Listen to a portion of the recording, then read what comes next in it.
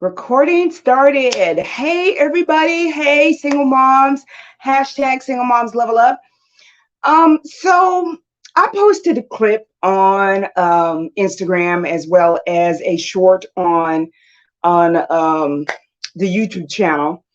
And I titled it, oh, that's a reflection. I thought something was on my chin, but it's a reflection of the light off of the necklace.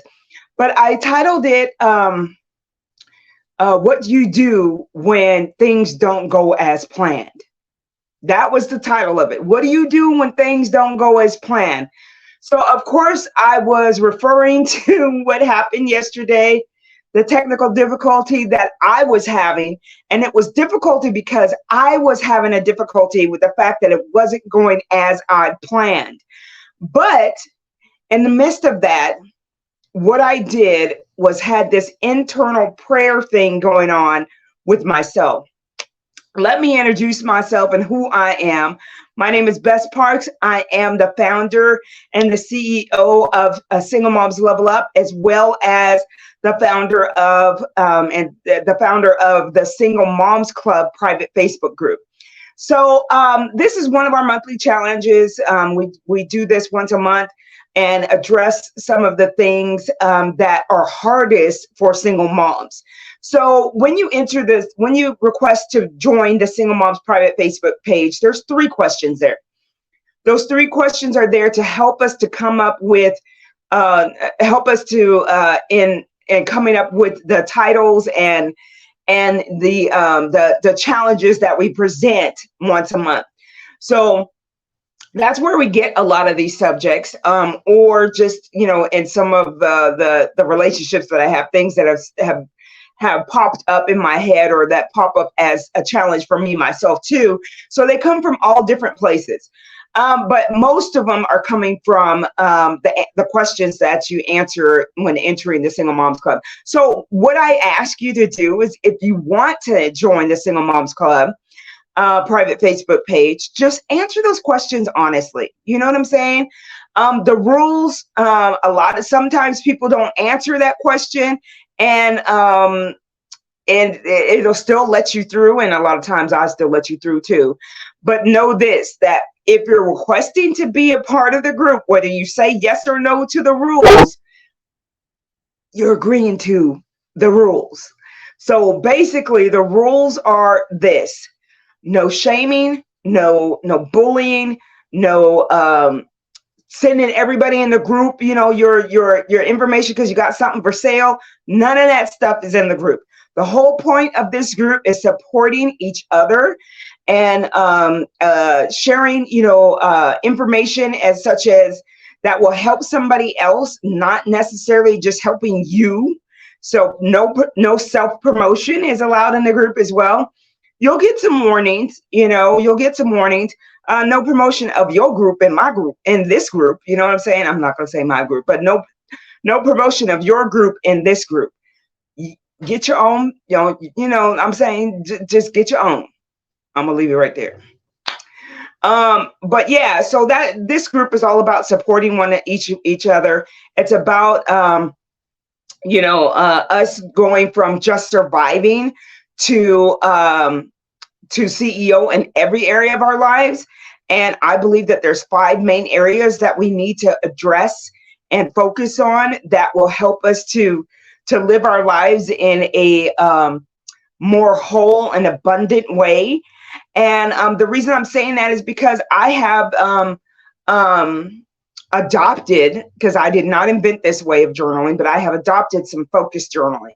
I call it focused journaling. I don't remember if these people that I learned it from, which they call it focused journaling, but it's focused journaling in 5 areas, the 5 main areas of our lives. So back to me saying about what I titled the clip that I posted on the Single Moms Level Up Instagram page, as well as Single Moms Level Up YouTube shorts. Was, what do you do when things don't go as planned? Do you keep moving forward, or do you get stuck, or do you get stuck, like immobilized, and you don't know what to do and you just forget it and don't do anything? Or do you get so emotional that you can't think, you can't move forward, you can't do anything? I tell you that I have progressed through all of those things throughout my life. When I was little, I just didn't say anything, you know. When I was little, I didn't say anything because I grew up in the 70s. So in the 70s, and I can't say for everybody, but I know in the Black community, in the 70s, kids were to be seen and not heard. Hush your mouth. Grown folks conversation, stay out of it. You know what I'm saying? Go back there with the kids, you know, and the adults having conversation in a whole nother room. But with me being as sneaky as I was, a lot of times I was up under the chairs or up under the couch if I could squeeze up under there, and I was, you know, a very um, small child, you know. I would be up under the chairs and I would sneak back in the room and they wouldn't see me, and I would sit there and listen to their conversations. Lay there a lot of times, not just sit there, but lay there, and they wouldn't even know I was there because I'd barely be breathing. Um, and God forbid that where we are, there's some dust or something, I'm sure enough gonna sneeze and tell my tail, you know, and tell them that I'm there up under the chair or whatever. Then I'd be caught and they'd have to, you know, send me in another room. But oftentimes too, my mom would keep me in the room with her, or there wouldn't be other kids with in that area, because a lot of my family, when she was with family and she was visiting with our cousins and things of that sort, that were in the area where we lived, I was the baby. I was the baby, and everybody else was 5, 8, 10 years older than me. So obviously I'm not gonna go play with them. They too old to be playing, you know? So I was in the room with adults. So I did a lot of being quiet, but I did a lot of listening. And I developed this thing of people watching, and I still love people watching and watching what people say and how their bodies are different and what their bodies are saying about the things. Of course, I didn't have the definitions and everything of what was going on, but I developed this people watching, and a lot of times it was really funny to me, because I don't know the whole ins and outs of why they're doing what they're doing and why what they're saying doesn't match how they're sitting. I didn't understand all that until much later in life when I got older. But I was a very quiet child. And a lot of that was my thoughts of, you know, hey, what I have to say is not important, is what I got out of that. Kids are meant to be seen and not heard. It is what I got out of that whole thing, was that, you know, what I had to say didn't matter. So I didn't say much. You know, I didn't say much at all unless somebody was talking directly to me. And sometimes, even if you're talking directly to me, I ain't finna talk to you. So I'm just saying. But also with me having asthma and stuff, I had to learn how to control my emotions, because emotions will set off my asthma. So needless to say, I did a lot of praying as a child, because you don't have to open your mouth to pray. You can do that on the inside. You know, you could do that on the inside. So I did that. But my mom made sure that I participated in a lot of age appropriate things. A lot of it centered around church, because my mom is a PK, or was a PK. She passed away, so I had to say was. But she was a PK, and if you don't know what a PK is, it's a preacher's kid. So my grandfather was a pastor of a church in Tucson, Arizona, and so she grew up as a preacher's kid. That is like living in a freaking fishbowl. Everything you do is being judged by people, criticized, and under a microscope. So you almost have to be perfect and look perfect and dress perfect and because everybody's expecting perfection from you. So even though, okay, I'm sorry, there goes my ring bell. Everybody's coming home from work, so it might go off often. But anyway, so everybody, you know, everybody's expecting perfection from a preacher's kid, from the pastor, from his wife, from his family. perfection is expected, but that's not the case. They're people, they're real people. They have problems like everybody else. They need just as well as we need grace. They given for things that they may not make good decisions. They are people. They are meant to be perfect. None are perfect except for who, Jesus himself. But anyway, so my mom brought me up the way she was up. So I looked the part. I was always well put together. I obviously would not be showing cleavage. That's a so mom was in that era. My mom was in that era where they did dang it totally just escaped me, where they did these classes where they had to grooming classes basically for girls, standing up straight, stomach tucked in. They wore girdles all the time, whether you were skinny, not skinny, whatever, but the whole purpose was so nothing was jiggling, to attract the wrong attention. But they went to, it's going to come to me. They went to these classes, and women were sent to these places to go and learn how to serve, to learn how to entertain, to learn how to eat with the proper, forks and spoons and all this etiquette stuff. And so that was something that my mom went to. And as a matter of fact, she had me to go through it, to go through that as well. I don't remember if my sister did. My sister was like 7.5 to 8 years older than me. So I don't know if she really went through that, but I think she may have too, because we knew what to do. If we were in a fancy restaurant, we knew what forks and stuff to use. And basically you start from the outside and work your way in according to whatever meal that's coming through. So you could tell how many meals were coming based on your silverware. She had me to go through that too. And it was these classes that during that era, that's what was going on. So she went through those classes. She also taught me how to dress. So basically, you could have, you buy, okay, so women, you would buy a 4-piece suit and you'd buy 3 of them. You buy a 4-piece suit. So there would be a jacket, a skirt, pants, and a jacket, skirt, pants. So it's not a 4-piece, it's a 3-piece suit. So it'll be a jacket, skirt, and pants. And then you'd buy 3 of those, one in gray, one in tan, and one in black or blue. Then you would buy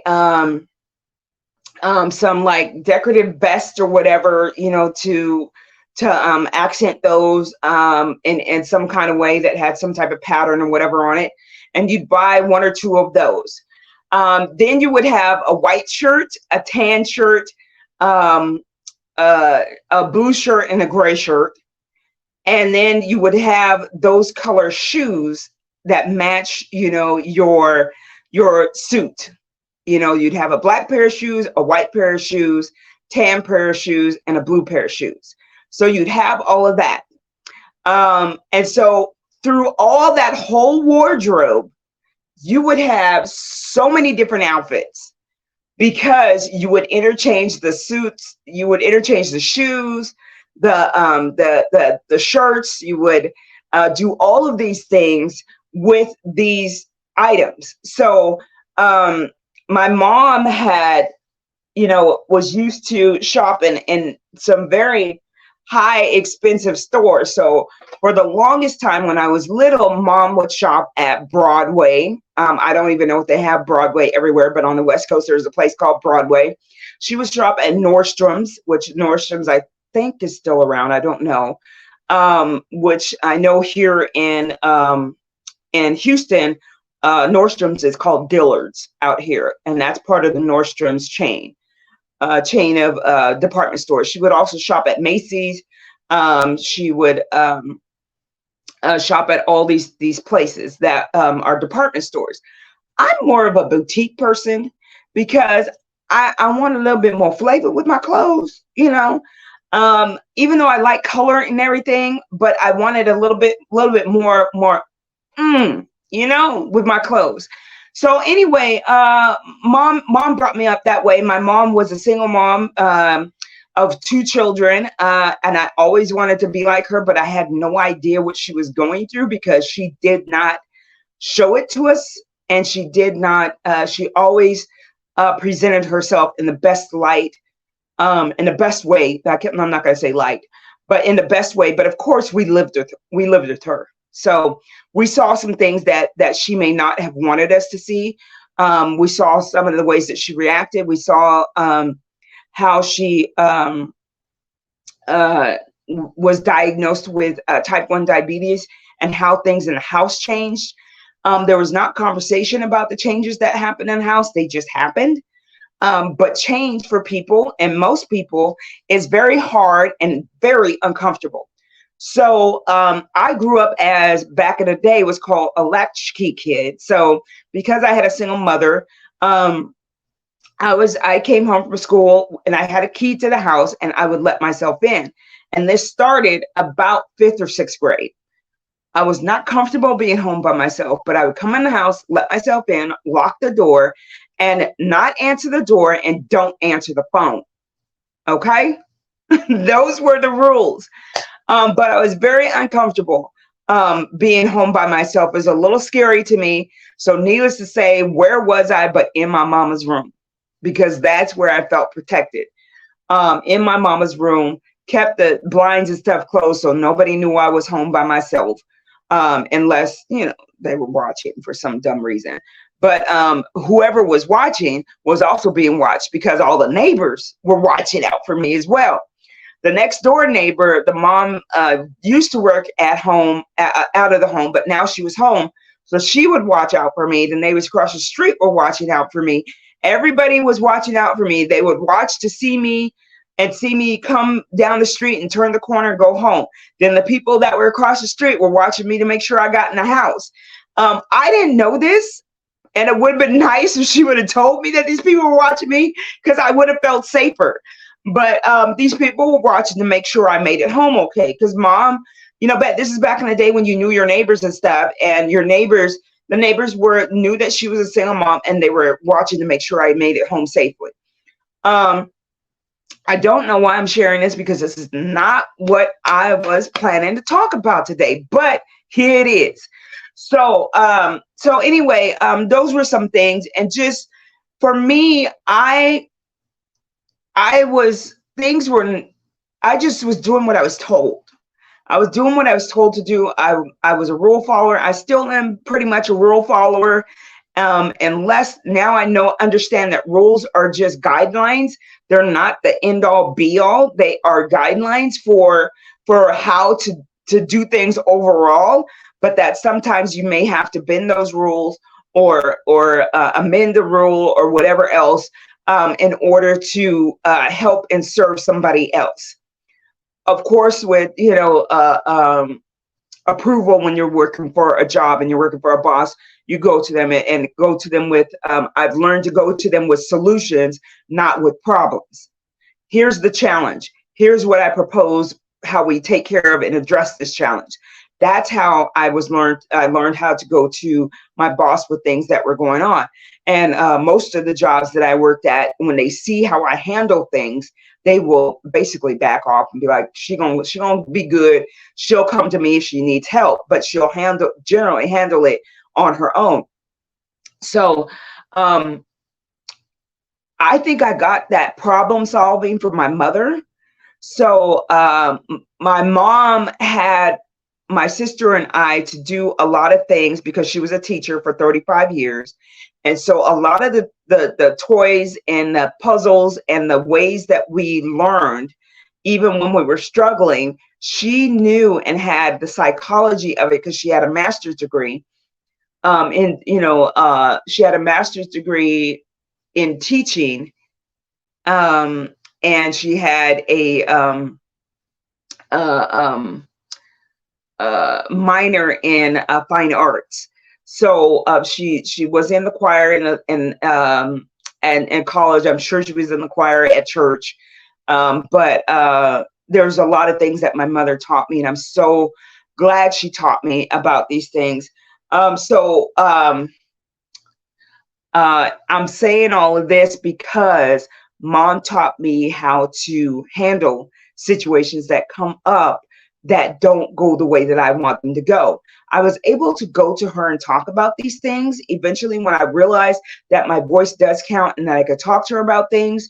But I was so offended when sometimes she wouldn't notice some things, not realizing that she was dealing with so much flack at work, and people that didn't like her, because of her color, because of the creativity that she had.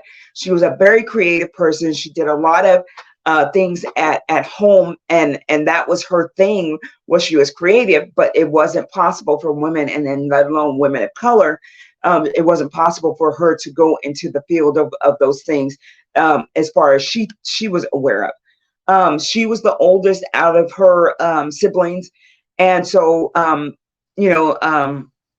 schooling was paid for her. And so, by her parents. And so mom was my hero. She was my hero. She was my example. I wanted to be like her, not knowing what she was going through, not understanding those times when I would catch her crying in her room, praying on her knees, and reading her word, or falling asleep reading her word. Her being up early in the morning and doing grading papers and stuff like that. She would go all in for her teaching job. She would go all in, but I felt so ignored, because she would do so much for these other children that are not hers, and I felt she didn't do as much for us. Though she did all these things so that in the summertime, when she was off, and if she wasn't doing summer school, we would go on vacation. We would go on vacation, for spring break, and maybe, go somewhere. We might go somewhere far. We might just do something local. But she would do all these things so that we could do all these things together, and she would spend time with us. We went to museums. We went to, all these things, park events. We went to Renaissance Fair. She exposed us to a lot of different things and a lot of different cultures and things of that sort. And I appreciate her for that, because I've done the same thing for my kids, as much as I could. I didn't realize until I had kids that that was something she did intentionally. So when things don't go our way, what do you do? What do you do when things don't go your way? I, like I said, have come across this way of focus journaling, and where I set these goals for myself. It's not necessarily at the beginning of the year. It's whenever I start a new journal. So whether it's a small journal that's only 65 pages, or a journal that's 335 or 25 pages, but when I start a new journal. So I've learned to brain dump. That was also taught to me in high school or grade school or something like that, when they used to have you journal, and basically you would be just journal about whatever, whatever is happening, whatever is bothering you, all that other stuff, but you'd have to turn it in. So my thing was the fact that I would have to turn it in. You're going to read my journal. I'm not going to tell you everything. So I had a separate journal at home. Then my mom actually introduced me to a pen pal, because there was this magazine called Highlight, and in Highlights, it would teach us about have all these different mazes and things of that sort to do, and puzzles. And then there was a thing for pen pals, and I asked my mom if I could participate in that. So I had a pen pal that lived all the way on the other side of the country, and we used to write to each other about what was going on in our lives. So that was the most exciting thing for me, because then I was getting mail. And so when I got a mail and a letter from her, I would go in my room and I'd read it, and she sent me a picture. I sent her a picture. We knew what we looked like, because this is all before cell phones and all of that, and all this internet stuff. But this was an exciting event for me to get mail and have that going on. So I'm saying all of this because journaling is one of the ways that we can really help ourselves through whatever we're going through emotions, through events that are happening in our lives, through trying to figure something out. Journaling helps a lot because sometimes when you're in the middle of what may seem like a storm and may seem like it's there for a long, extended, for the rest of your life type thing, um, uh, journaling will help you through it. Will help you through it. Will help you get things off your mind. Will help us to get more focused on what we need to focus on. Um, Want to also connect us with the spirit that of all of us. It's the spirit that gives us the to be single moms, spirit that gives us the courage to step out and try things that because the old things aren't working anymore. It's the inside of us that helps let go of who we be, helps us to let go of the dream, how we thought that our life would be with having a husband and and doing this thing in the right way. It's within us that helps us do all of that trauma. It's a trauma response. We talked about that yesterday. If you don't know what I'm talking about, go watch the video from day one. But it's the trauma response. You know, we have to work through that. We can't just label it and then, okay, it's labeled. Now we know what it is, but we still have to work through our emotions and how we feel about that. And I talked about yesterday about how I felt about it, and I had to work through that. And that was just a summit recently back in June, May, June that I went to, and I had to work my way through that. In that class that was that session, I should say, it wasn't even a class, that hour session that I went through, I did happen to win a 15-minute counseling or something to that effect, 15 or 30-minute counseling session that I have been very particular about scheduling that.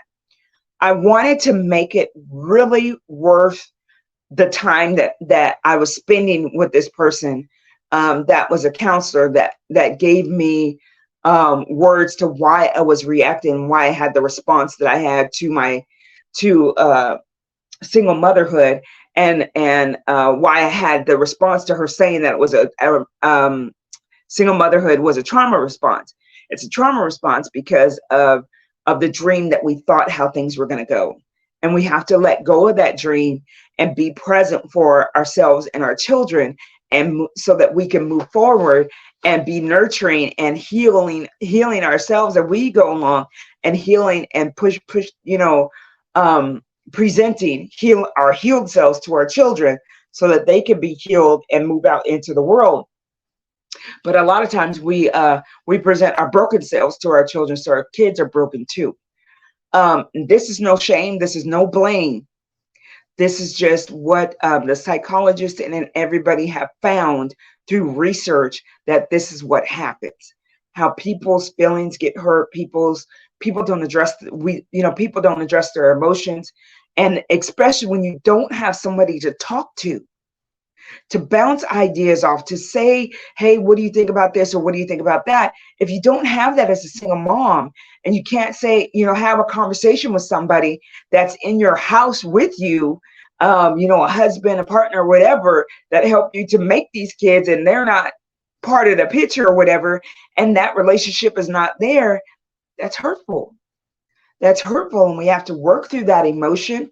We have to work through how we feel about that, and journal, talk with some other single moms that have kids as well, which are more than likely to understand where you're coming from, because they've got kids too, and they understand that loneliness and everything that comes with being a single mom. Reach out to another single mom. That is my challenge for you today. Reach out to another single mom that you know, and I bet you that whatever you're going through, they may have gone through it themselves, or they're going through it now, or you guys can help each other go through whatever it is that is challenging you right now as a single mom. So that's my challenge to you, single moms today. This day is to find and make a list of all the single moms you know and reach out to one of them at some point in time this week. Just to say, hey, checking in on you.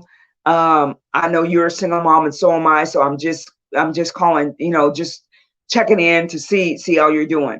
If you don't have their number, introduce yourself to them, and tell them, hey, I noticed that you come in, alone with your kids, or I see you alone with your kids or whatever.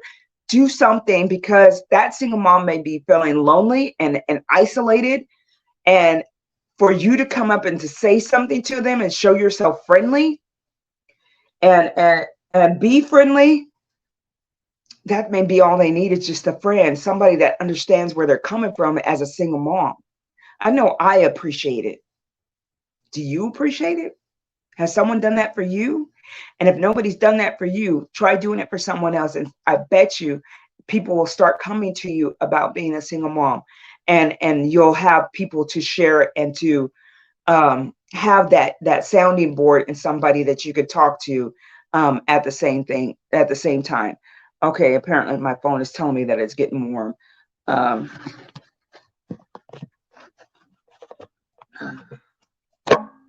Okay.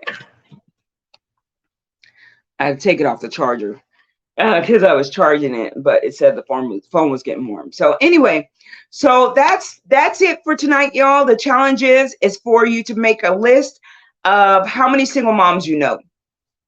You might surprise yourself, because I know I did when I did this. I did this back in 2021, and I made a list of all the single moms I know, and I was really surprised how many I knew and how many that I'd never had the conversation with them about single motherhood and some of the struggles I was going through.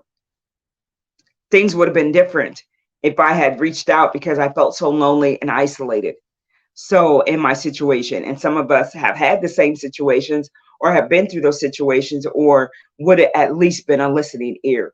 So anyway, this is day 2 of Hope for Your Future Challenge. I want you all to come back tomorrow, day 3. I will post this because I told you I was having those technical difficulties. I'm not even going to trip about it no more. I was kind of tweaked out and tripping yesterday because I had to figure out another way of getting this to you.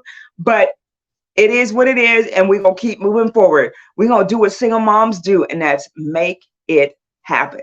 Doing what we got to do to get it done. So I'll see you all tomorrow, day 3. Day 3. Hashtag single moms level up. Bye.